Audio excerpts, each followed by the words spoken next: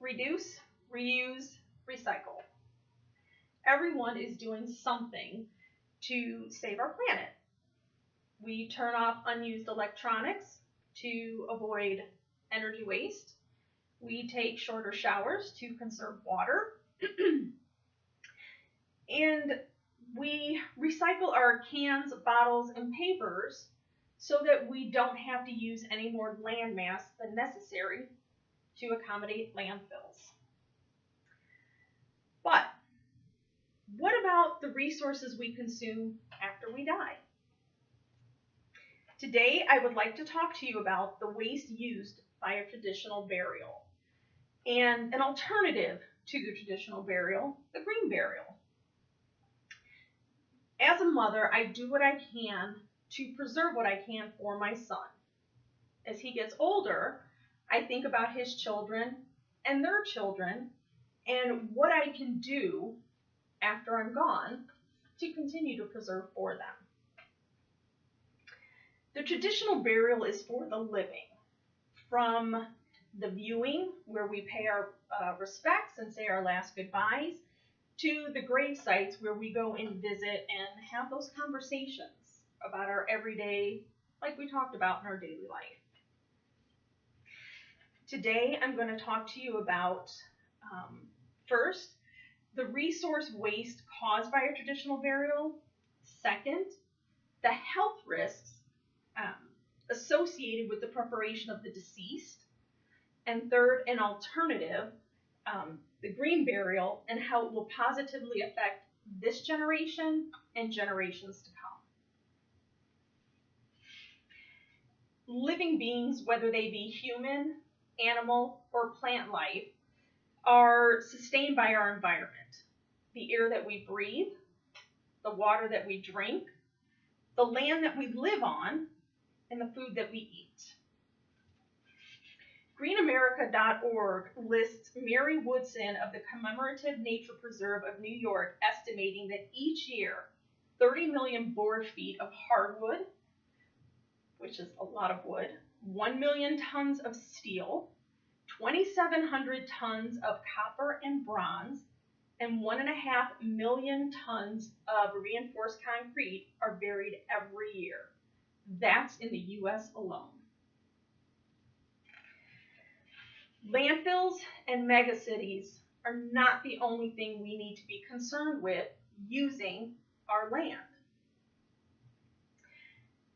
This is land that's needed for the living. The World Health Organization states that in 2012, approximately 56 million people died worldwide. NBCnews.com did an article about locations around the world that are already experiencing a land shortage. And to accommodate for these shortages, they're coming up with other alternatives, such as vertical cemeteries, such as this one in Santos, Brazil. When it's completed, it will hold 180,000 bodies. Here in the United States, in Brooklyn, is the Washington Cemetery. This is the overcrowding here. Other locations are burying multiple family members in one grave site. And in Mexico City, what they're doing is they're allowing a body to rest in peace for just a few years. Then they go in and they dig up that body, return the bones to the family so they can use the grave for a fresh burial. In order for family and friends to say goodbye to a body, it has to be preserved, and it's done with formaldehyde. We aren't thinking about the risks that we're asking morticians to take and that they are willingly taking on, their health risks, by having this process done. The EPA lists in formaldehyde in the Group B1 classification, which is a probable carcinogen for humans, meaning it's cancer-causing. There are also chronic non-cancerous effects that formaldehyde has, such as eyes, ears, nose, and throat irritation, as well as respiratory symptoms. But there is an alternative to the traditional burial. It's the green burial. And this is a way that we can be kind to Mother Earth after we have passed. No formaldehyde is used to preserve the bodies, so there is no risk to morticians as they prepare the body for burial. And there's no risk of it seeping out into the soil as the bodies decompose. It's also not put back out in the air during cremation, where it's released in the gases, along with mercury from fillings that the deceased might have, so we're not ingesting it in the air we breathe.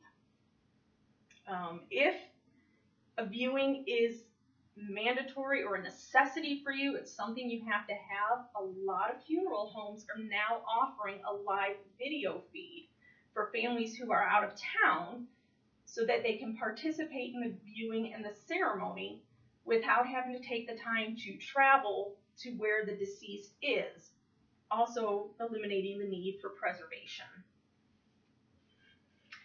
The Funeral Consumers Alliance states that the deceased is placed either in a shroud that they will provide, or the funeral home will provide, or you can provide one yourself, or a biodegradable coffin, and that it's interred directly in the earth without a concrete vault liner, so that the body and the casket and everything can return back to nature. The gravesite goes back to the way it was. So what I want you to think about is, what is more important to you? The trappings of the ceremony that you really aren't even there to partake in? The coffin, the fancy casket, do you see it when you pass on? No. You've already left your being. I want you to think about the legacy you want to leave your children and your children's children after you pass on. That the trappings and the bling of sorts is more important, or how we care for our earth and what we can leave for our children to live off of after. Thank you.